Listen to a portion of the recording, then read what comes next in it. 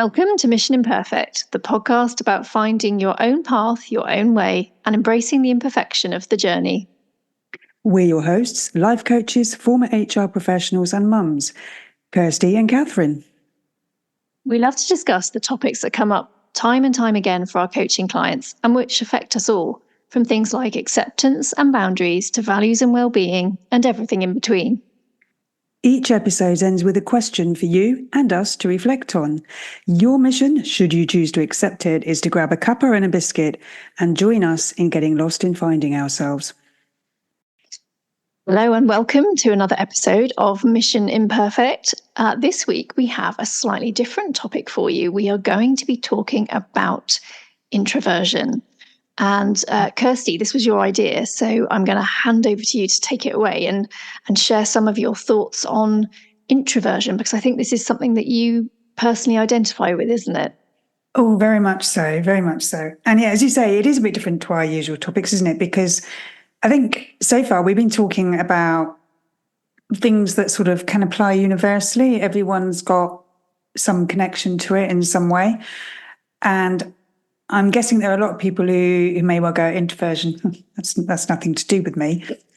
But we can all relate to the introversion-extroversion spectrum somehow. We're on that somewhere.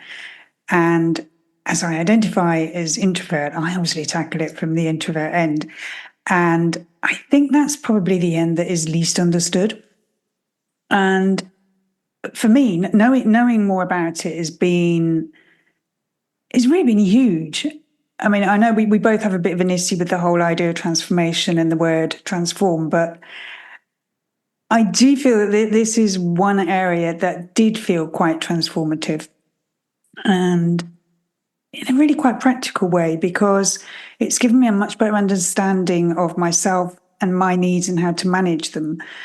And it was when I came across Susan Cain's book, which is called Quiet, The Power of Introverts in a World That Can't Stop Talking. That was when I started to understand so much more about what introversion is and what it means to be one. And yeah, we love a dictionary definition. And if you look up introversion, the dictionary generally talks about it as a preference for the inner life of the mind over the outer world of other people. And that rings very true, but it also feels a little bit sort of superficial. Most people like a good think now and then, right? But what Susan Cain has highlighted for me is sort of what's going on behind that, because introversion and extroversion are about what gives you energy and what drains you energy. So introversion means that your energy is drainably. I can speak. Let me put my teeth in just a minute. Your energy is drained by external stimuli, such as socializing, for instance, being around other people. Whereas extroverts are going to find those external stimuli energizing. So introverts need quiet time alone to recharge their energy, whereas extroverts prefer sort of busier, noisier, more full-on environments to recharge. And not understanding this leads to that sort of general misconception that introverts are necessarily shy and quiet and antisocial. And whereas that can be true for a lot of introverts, hello, but it isn't necessarily true. I mean, an introvert can be the life and soul of the party. You could have a big night out with an introvert and extrovert, vying to be that life and soul of the party. But the difference is, at the end of the night, the extroverts can be, oh my God, that was amazing, let's do it again tomorrow. The introverts go, oh my God, that was amazing, let's do it again next month. Is that need to recharge energy after socializing for the introvert, whereas the extrovert has been energized by the socializing. It makes so much sense. I have to be honest, I was one of the people that this wasn't really a term I concerned myself with that much. Out of pure curiosity, I have looked into it a little bit before, because I'm one of these people that thinks a lot of things aren't really black and white. There is often a nice grey middle ground. Obviously, as coaches, we are very aware of a lot of grey middle grounds that go on in life.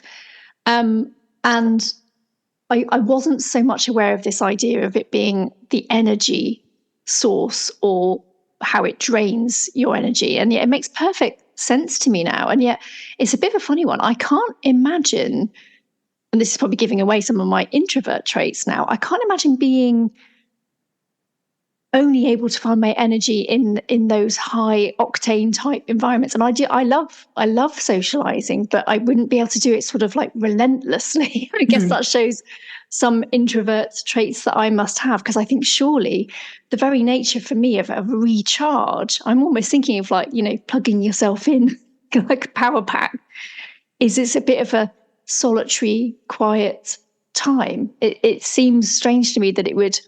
I do get the idea, I suppose, that you do get a bit of a buzz out of socializing with people, but I definitely couldn't just do that on repeat. Not since my uni days, perhaps. Yeah, whereas there are people who, the idea of being on their own is quite scary. It fills them with dread. They don't know how to handle that. And again, like you, I find that quite hard to really relate to, because I would consider myself definitely the more introverted end of the scale.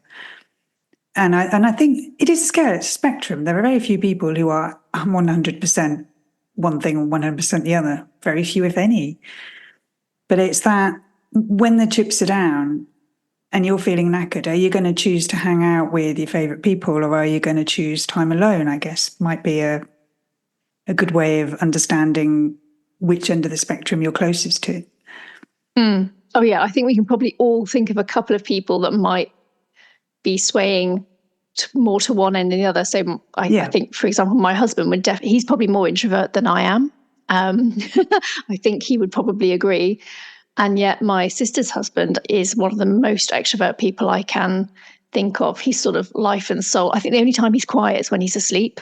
If I'm being really honest, he's a real kind of always doing something, always with other people.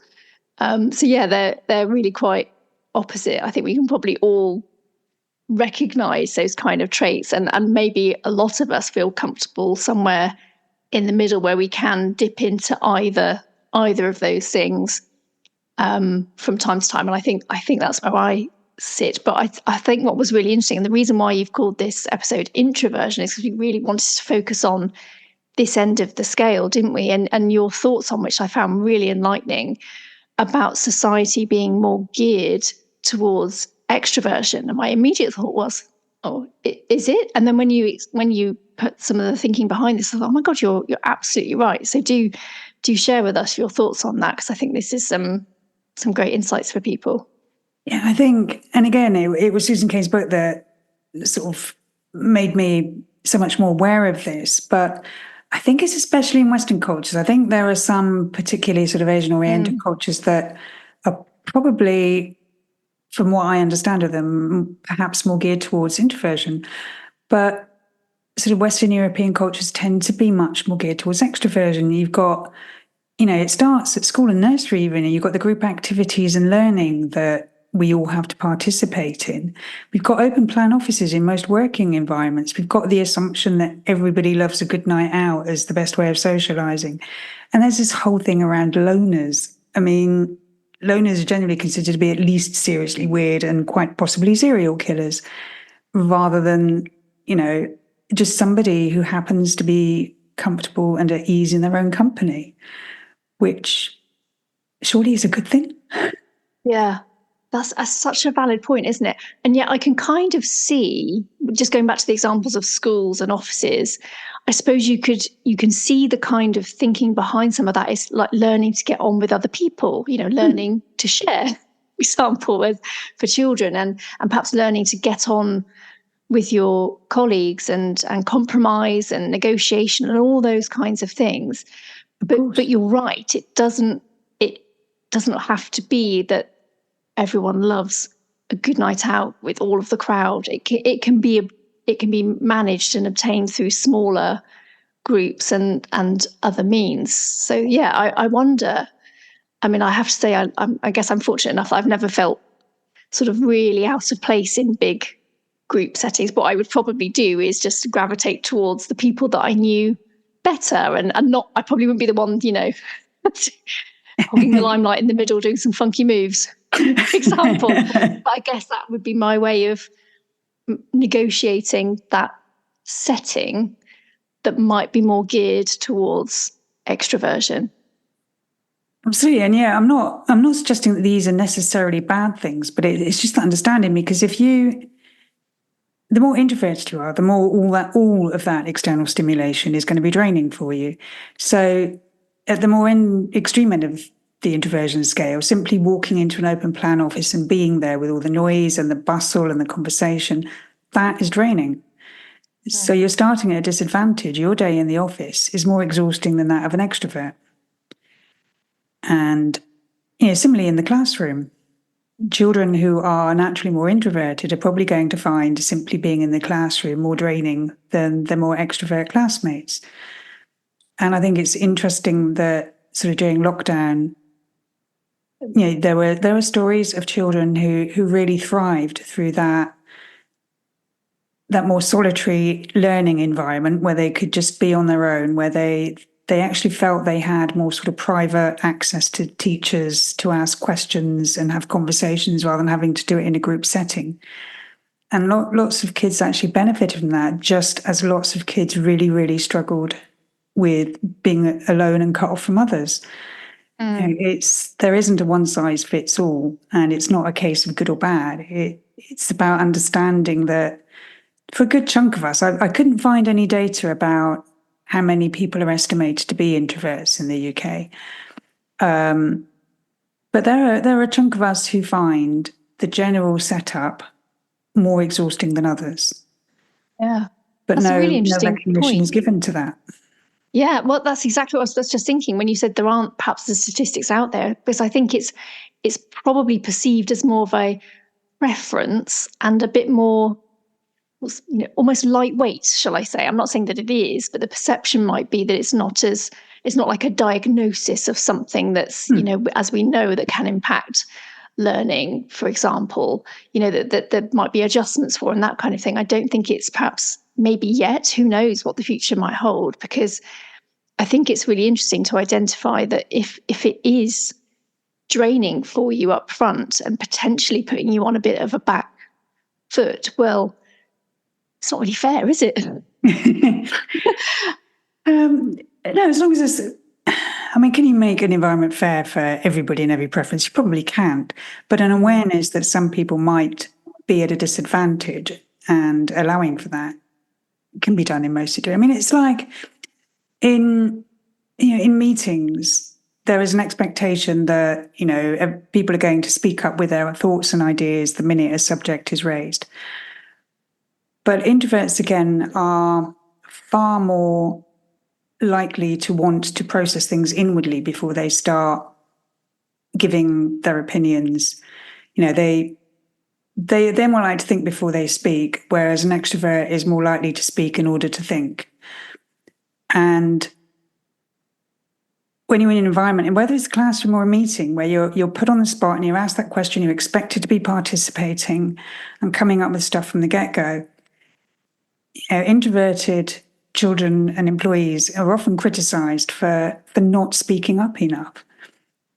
And that's, if managers and teachers were more aware of this, perhaps, and are more willing to sort of seek feedback from them in a different way and allow them that time, then everybody would probably feel a bit better about what was going on.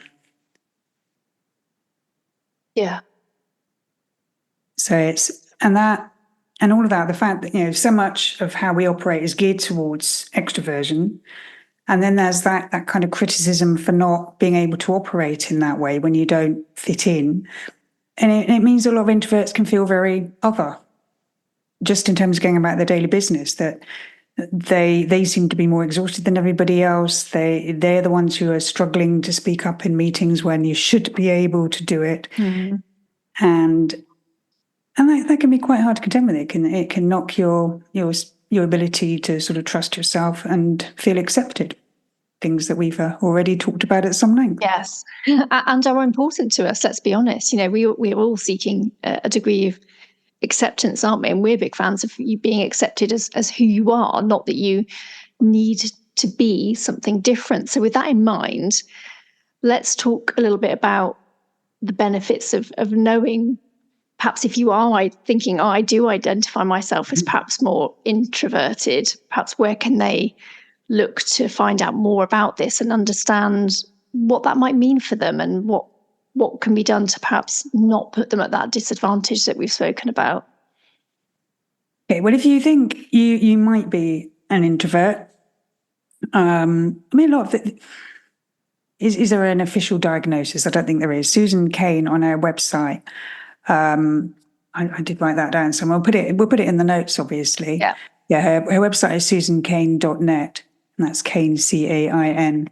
And she's got a quiz on there, which, you answer some questions and it gives you an idea of where you might be on that introversion, extroversion scale. But when you understand that, what's the point in understanding that? Well, I think it does a brilliant job of explaining the sense of tiredness and of otherness that I certainly felt for most of my life.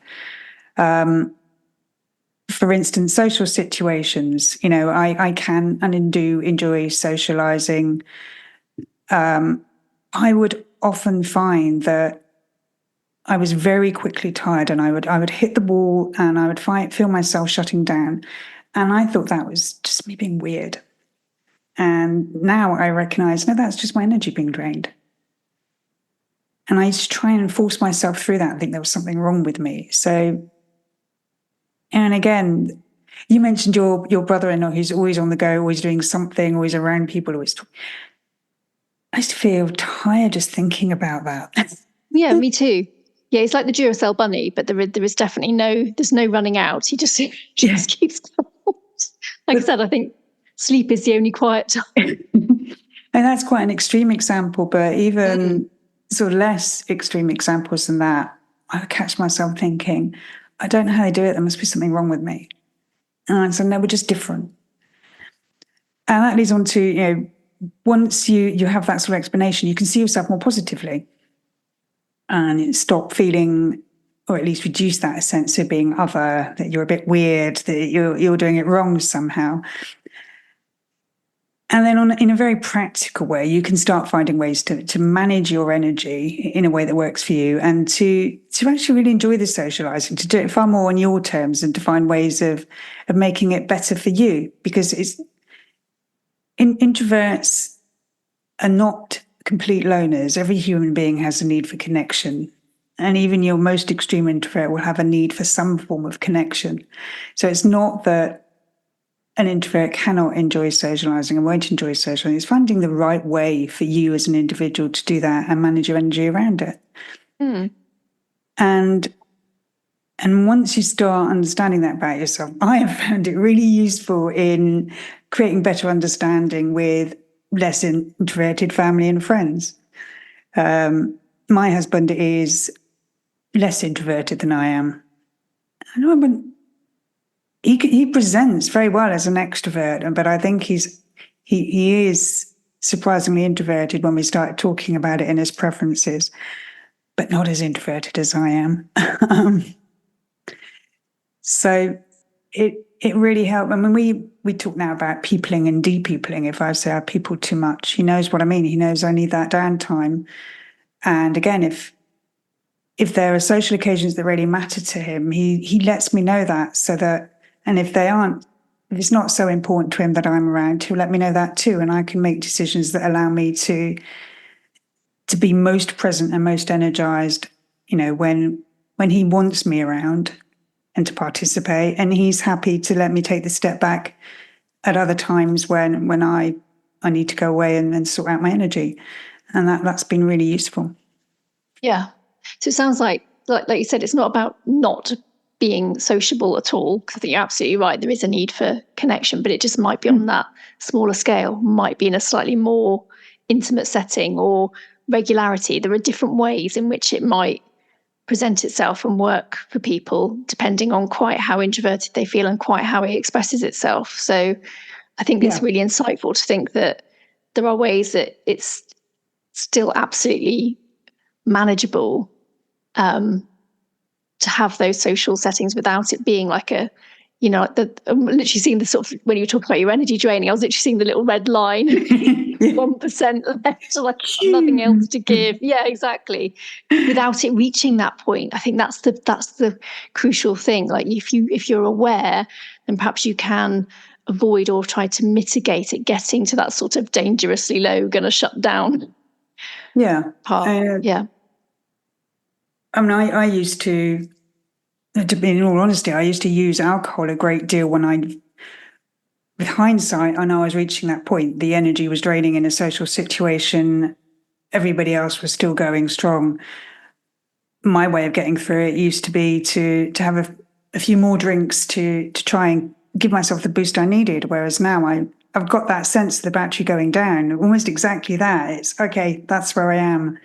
And I need to do something to remove myself from this situation now. I think also might be a sign of, well, I was going to say this for me anyway, Kirsty, for age. I used to be able to drink and I'm like, woohoo, off I go again. Now I'm like, I have a drink, I just, my eyelids start to droop. I need to go to sleep. Like the energy bar just goes bump straight down. Yeah, it has the opposite effect these days. It's interesting, like you said earlier, when you're in a big group, you tend to gravitate toward sort of carving out a smaller group from that for yourself to work with. And that is a very introvert thing, that preference for the small group or the one-to-one socializing. Again, if you can recognize that and do more of that rather than the big groups, that helps manage my energy levels very well too. Yeah. So it's just, I mean, like everything we talk about, understanding your own patterns and needs makes such a difference in how you can then choose to show up in and experience your own life, doesn't it? Yeah, absolutely. So we'll put the link in below so people can have a look at this quiz, and you can find various sources about this. I can't remember the one I did some time ago, but it kind of actually showed you a bit of a scale, and I remember it sort of said you're at the extroverted end of the introversion part. So I thought, okay, that's quite nice. I probably sat somewhere in the middle, but slightly tipped in favor of the introversion part. And I think that actually does make sense, and that does reflect me. So I think if you have a look at some of these resources, you can find some things out. We have got a question for you, but just before we get stuck into that, let's share some quotes on introversion, because I think you found some great ones here. Yeah, I didn't actually go looking for quotes that used the word introversion, but a great one from Stephen Hawking: quiet people have the loudest minds. And you know, when you're feeling a little bit othered by that whole introvert thing, that's a nice one to give you a little bit of a boost, I think. Yeah, and I bet you love this one. I'm thinking you're going to say you agree with this one. It says you might be an introvert if you were ready to go home before you left the house, which I just think is a great way of putting it. It's like you've not even got the foot out the door and you want to go back in. Sometimes that's how I get myself out the door, by promising myself how nice it will be when I get back in and allowing myself to look forward to that. Something to look forward to. Yeah, absolutely. Yeah, I mean, even Lord Byron, who I don't know very much about him, but I sort of had it in my head that he was a major party animal. And he says, I only go out to get me a fresh appetite for being alone. And it's that sort of reminder that of the good parts of being alone when you're an introvert. Yeah, absolutely. And that kind of rings true of this one. My alone feels so good. I'll only have you if you're sweeter than my solitude, which is quite nice, isn't it? It's like, it doesn't have to be. Yeah. It's nice, isn't it? It's a bit like, actually, my alone time is nice. I don't have to gate crash it with other things if it doesn't feel. Yeah, I mean, it's like, yeah. So many people are not at ease in their own company, and I think it's really healthy to be able to be at ease in your own company. Not all the time. Yeah, I actually think you might have stumbled on something that's really quite valid there, because obviously introverts, I think, are more at ease in their own company. I actually think and can manage the more sociable stuff. I know it's maybe the odds are a bit more stacked against you when you talk about those open learning environments and offices and those kind of things. And yet, surely when you're older, I think if you aren't comfortable in your own skin, in your own company, I think that's actually a more tricky thing to manage and to be aware of. So it's making me feel actually more happy that I'm on probably the slightly more introverted side, because I think it must be that, you're stuck with yourself, right? There's no escaping you. You're going to be there 24/7. Yeah, exactly. So not perhaps being okay with your own company, I think, is actually a bit more of dangerous territory. Do you agree? Very much so. And I don't think there's necessarily a direct correlation between being an introvert and being okay in your own company. I think you are probably more likely to be okay, but I guess I don't want to suggest that there are introverts who don't struggle with their own thoughts. Yes, of course. And obviously coaching can really help with that.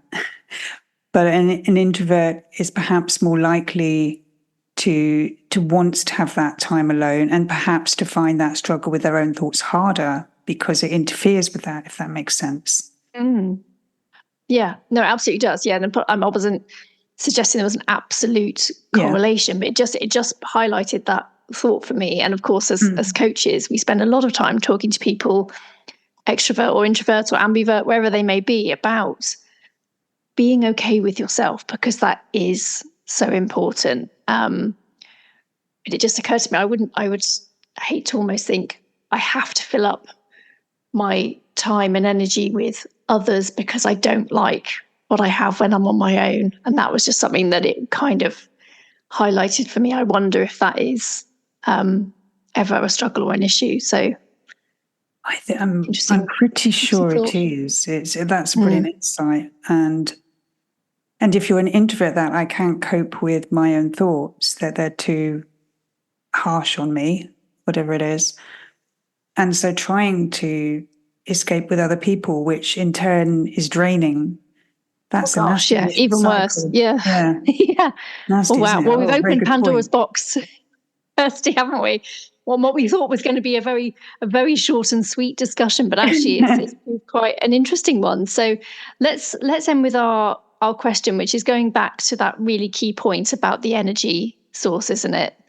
Yeah, just to sort of hopefully tune into a bit of self-awareness and finding of ways forward. But so the question is, regardless of how much you enjoy it, does socializing drain you or energize you? And if it drains you, how do you cope with that?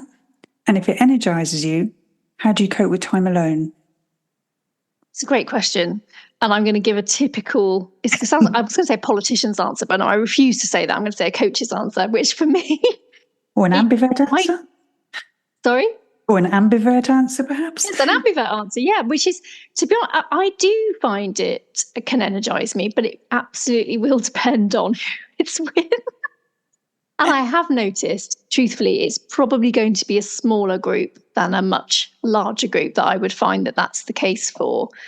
But yeah, I'm a bit of one of those people that I wouldn't want to be doing it back to back all the time. I'm very much okay with there being that downtime in between. So I say, yes, it can energize me, I think, more so than drain me. But that's probably because I know I wouldn't then sandwich it together straight away with something else. There would be that kind of calmness in between. I'm not someone who has to have things back to back. In fact, I find that stressful if I don't have any kind of window to kind of decompress. That's what I call it. In between, I find that I'll forget things anyway, or it just becomes a bit too frantic for me. I'm not the kind of person, for example, who'd come straight back from holiday and then be straight out that day doing something. It's just like, no, I've got to just be at home and just calmness before the next thing lifts off again. Yeah. That sounds like a pretty good balance, actually. I'd like to think so. I mean, obviously, I don't necessarily always get it right, but that's why probably I've not been that tuned in to this topic, because I think I do navigate a middle ground quite well, and because I think I can dip into either side a bit more easily. I don't find it too much. I don't want to jinx myself here, but I don't find it too much of a struggle. And I wonder if some people might identify with that, but I reckon they might identify they do have some tendencies in either way, because when I did the quiz, I hadn't done it before. It was quite interesting for me. Some of the things I was like, oh yeah, I can definitely see that leaning more in the introvert direction, for example. So, but what about you, Kirsty? Give us your thoughts. Well, the socializing, I can and I do enjoy socializing, but it definitely drains me. I'm definitely tired afterwards, even when I've really enjoyed it. And, I've mentioned my go-to coping mechanism to get me through it always used to be just a few more drinks. Never ended well. But now, I just use the word in terms of what you said. Now it's about finding my own balance between the peopling and the depeopling. So making sure I get the quiet time ahead of a big social occasion and recovery time afterwards, being able to plan that recovery time and know that I've got it coming really helps. And, I've stopped beating myself up for being happy on the periphery of things or in my own company. It's not, I was going to say it's not weird. Some people probably do find it weird, but it isn't in itself weird. It's who I am, and I'm not the only one. I think that understanding my introversion really helped with that. It's not just me. And I'm honest with others, with those that matter to me. I'm honest about if I'm peopled out and something feels like too much. I am much more honest about that now, and I feel better for it, because then I can be fully present and properly engage when it matters and enjoy it. Brilliant. I love the word depeopling. I'd never heard that before. I think you might have invented it, Kirsty, but I think it's a great word, and I think it should absolutely go in the dictionary. So I hope that was helpful for everybody. Do have a look at that little quiz, and hopefully you'll have taken something away from today about this idea of introversion and extroversion, actually, and what that means for you, and how to maybe be aware of that to your advantage, because I think that's actually what we're all about. It's not about changing who you are, because these are preferences that are probably quite inbuilt, aren't they? It's not saying, become the extrovert of the party. That's how to do it. That's not the answers that we're about. So hopefully you'll find this one useful, and do join us again soon for another episode. Thank you for listening to this week's episode of Mission Imperfect. Please visit the show notes for details on how to contact us and for any resources we may have on the topic discussed. Until next time, keep being imperfectly you. No one does it better.